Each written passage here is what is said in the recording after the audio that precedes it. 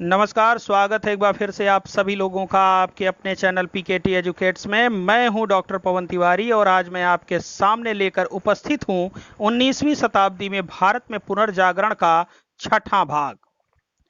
इससे पहले कि हम इस भाग के महत्वपूर्ण प्रश्नों की तरफ आगे बढ़ें, मेरी आपसे गुजारिश है कि टेलीग्राम पर हमारा अपना पब्लिक चैनल पीकेटी एजुकेट्स के नाम से है।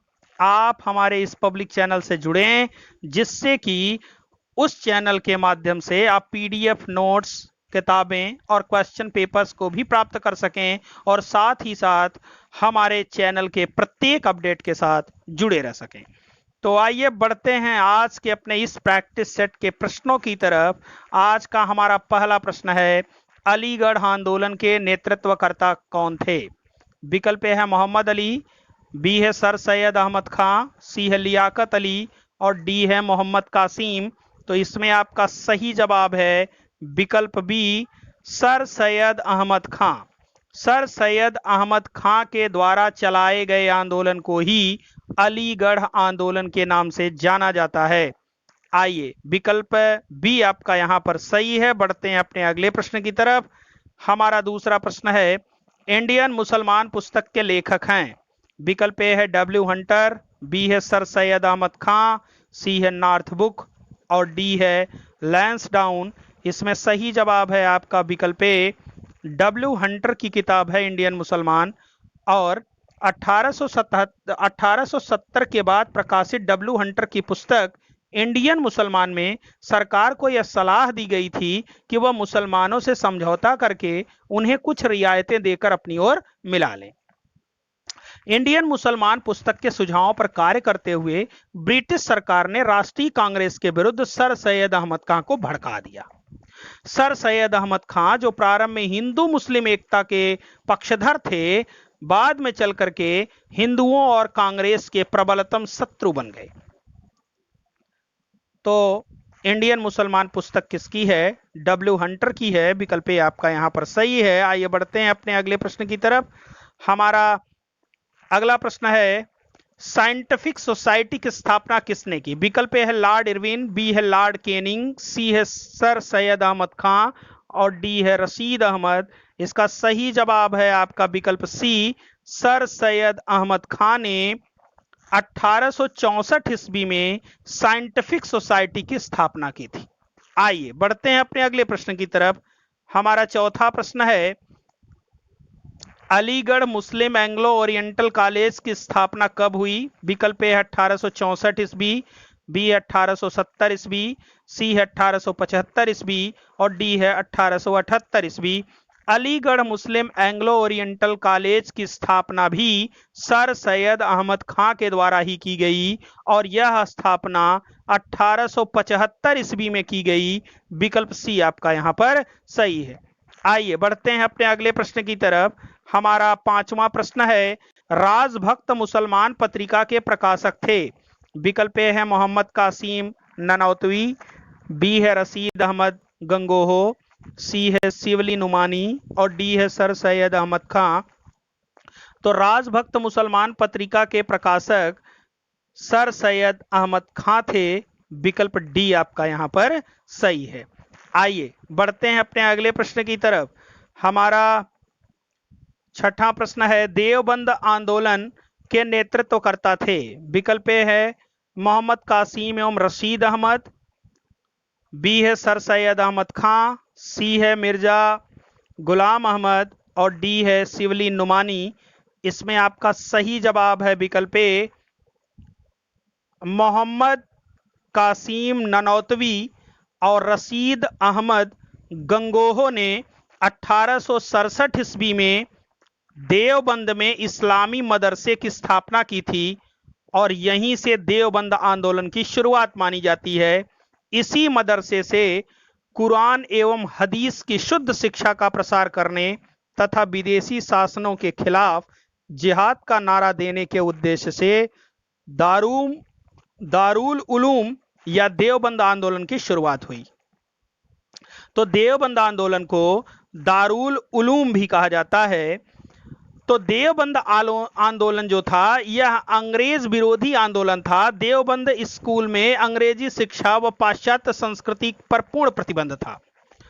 अलीगढ़ आंदोलन के संस्थापक सैयद अहमद के प्रति देवबंद आंदोलन में घृणा थी, क्योंकि सैयद अहमद ने अंग्रेजों के प्रति निष्ठा जताते हुए धर्मशास्त्रों की नई परिभाषा देने का प्रयास किया था। देवबंद स्कूल के समर्थकों में शिवली नुमानी एक फारसी और अरबी के लब्ध प्रतिष्ठ विद्वान और लेखक थे। शिवली नुमानी परंपरागत मुस्लिम शिक्षा में सुधार लाने के लिए औपचारिक शिक्षा के स्थान पर अंग्रेजी भाषा तथा यूरोपीय विज्ञान को शामिल करने के पक्षधर थे। तो फिलहाल यहां पर इस देवबंद आंदोलन के नेतृत्वकर्ता कौन थे? मोहम्मद कासिम और राशिद अहमद। तो विकल्प ए आपका यहां पर सही है। आइए बढ़ते हैं अपने अगले प्रश्न की तरफ। अहमदिया आंदोलन की स्थापना किसने की? विकल्प ए है सर सैयद अहमद खां, बी है सलीम खान, सी है मिर्जा गुलाम अहमद और डी है मोहम्मद कासिम। इसमें सही जवाब है आपका विकल्प सी, मिर्जा गुलाम अहमद।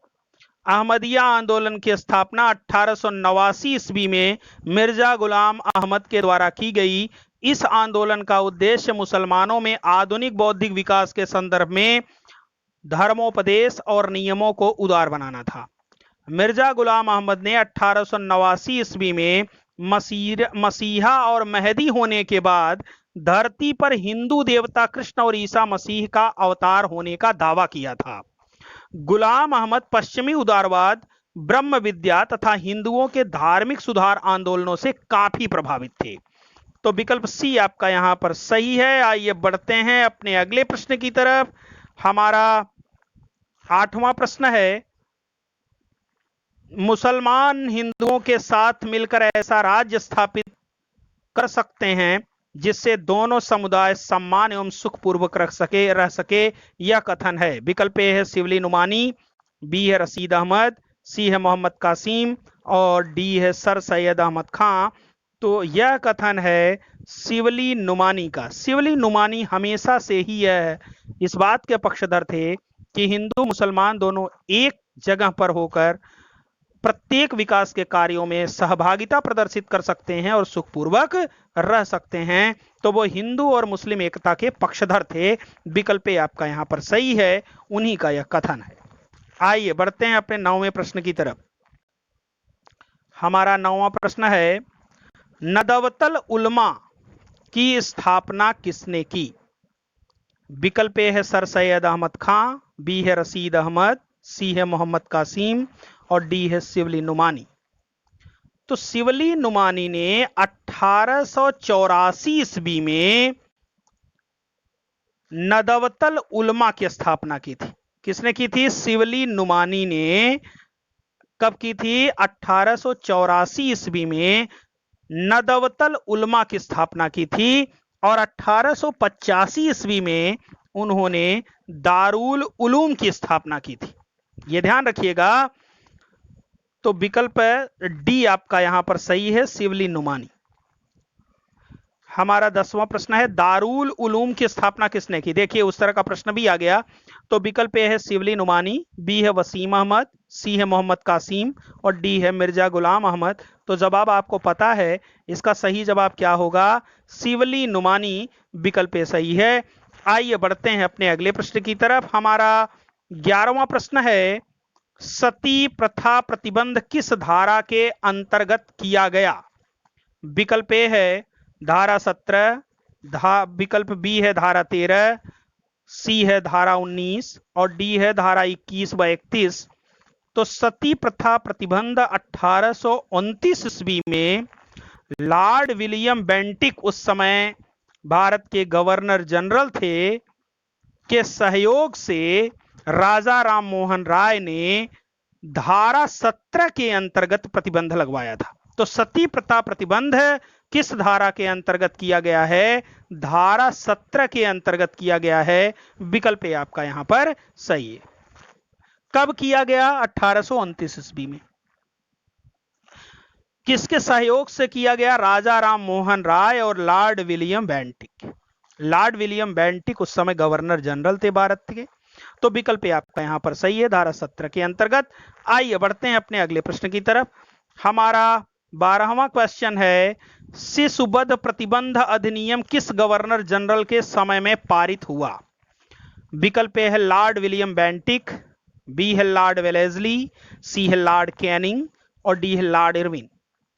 तो शिशुवध प्रतिबंध 1885 से 1785 से 1804 ईस्वी के बीच में शिशुवध प्रतिबंध लगाया गया और गवर्नर जनरल उस समय कौन था? लॉर्ड वेलेस्ली था और शिशु हत्या पर प्रतिबंध धारा 21 व 31 के अंतर्गत लगाया था। शिशुवध प्रतिबंध जो है किस धारा के अंतर्गत है? 21 व 31 के अंतर्गत है। और उस समय भारत का गवर्नर जनरल कौन था? लॉर्ड वेलेस्ली था, यह ध्यान रखिएगा। आइए बढ़ते हैं अपने अगले प्रश्न की तरफ। इसका उत्तर क्या हो गया आपका? विकल्प बी सही है, लॉर्ड वेलेस्ली। आइए हमारा 13वां क्वेश्चन है, हिंदू विधवा पुनर्विवाह अधिनियम कब पारित हुआ? 1850 ईस्वी, विकल्प बी है 1856 ईस्वी, सी है 1862 ईस्वी और डी 1870 ईस्वी। इसमें आपका सही जवाब है 1856 ईस्वी। हिंदू विधवा पुनर्विवाह अधिनियम 1856 ईस्वी में पारित हुआ और उस समय भारत का गवर्नर जनरल था लॉर्ड कैनिंग। धारा 15 के अंतर्गत विधवा विवाह को अनुमति प्रदान की गई और विधवा के बच्चों को पूर्ण अधिकार प्रदान किया गया। आइए बढ़ते हैं अपने अगले प्रश्न की तरफ। हमारा अगला प्रश्न है, नेटिव मैरिज एक्ट कब पारित हुआ? विकल्प ए 1868 ईस्वी, बी 1870 ईस्वी, सी 1872 ईस्वी और डी 1876 ईस्वी।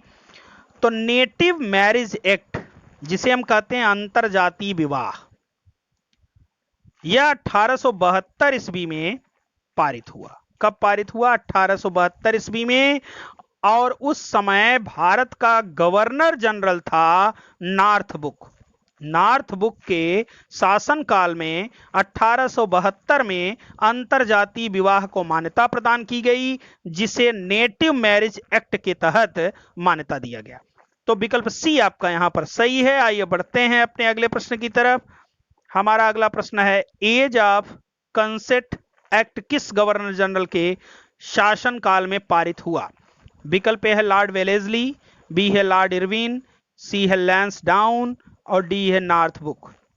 एज ऑफ कंसेंट एक्ट 1891 ईस्वी में लैंसडाउन के शासनकाल में पारित किया गया और इसके अंतर्गत विवाह की जो आयु थी लड़कियों की, वह 12 वर्ष निर्धारित कर दी गई थी। माने कोई भी लड़की 12 वर्ष के बाद ही विवाह की स्थिति में हो सकती है। तो लैंसडाउन उस समय गवर्नर जनरल था भारत का। 1891 ईस्वी में इस एक्ट को पारित किया गया। तो यहां पर आपका सही जवाब क्या होगा? विकल्प सी होगा, लैंसडाउन। आइए बढ़ते हैं अपने अगले प्रश्न की तरफ। हमारा 16वां प्रश्न है, शारदा एक्ट कब पारित हुआ? विकल्प ए है 1891 ईस्वी, बी है 1903 ईस्वी, सी है 1921 ईस्वी और डी है 1930 ईस्वी। तो इसका सही जवाब है आपका विकल्प डी, 1930 ईस्वी में शारदा एक्ट पारित हुआ।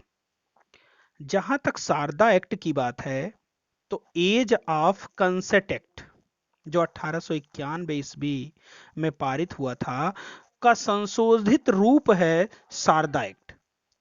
शारदा एक्ट के अंतर्गत विवाह की आयु लड़कियों के लिए 14 वर्ष और लड़कों के लिए 18 वर्ष निर्धारित की गई थी। तो 1930 ईस्वी में यह लागू हुआ और यह एज ऑफ कंसेंट एक्ट का सुधरा हुआ रूप था, संशोधित रूप था। आइए बढ़ते हैं अपने अगले प्रश्न की तरफ।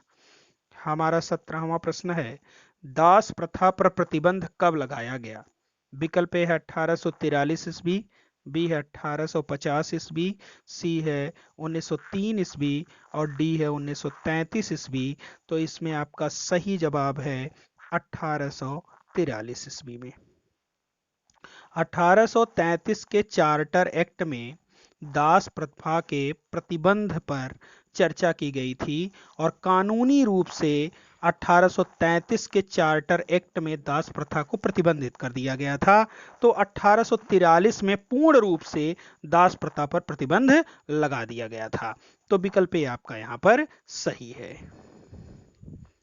हमारा 18वां प्रश्न है, विडो रीमैरिज एसोसिएशन की स्थापना किसने की?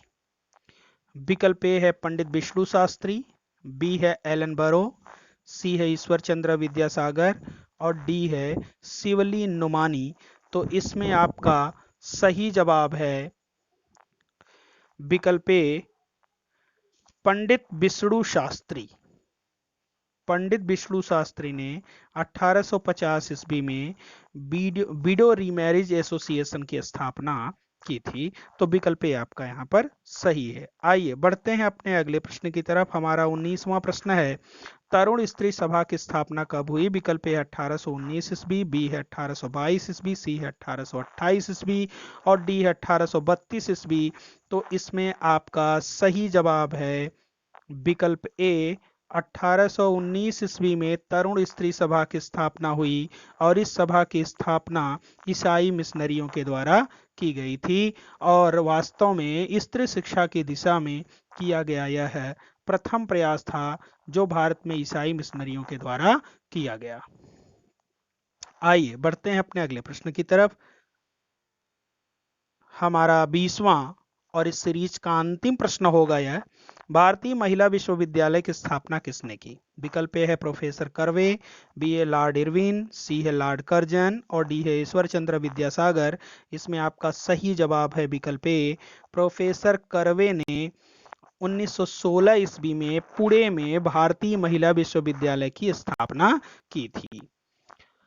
तो इस तरह से हम लोगों ने आज प्रश्नों की इस महत्वपूर्ण श्रृंखला पर चर्चा किया। मुझे पूरी उम्मीद है कि सारे प्रश्न आपको बहुत बेहतर तरीके से समझ में आए होंगे।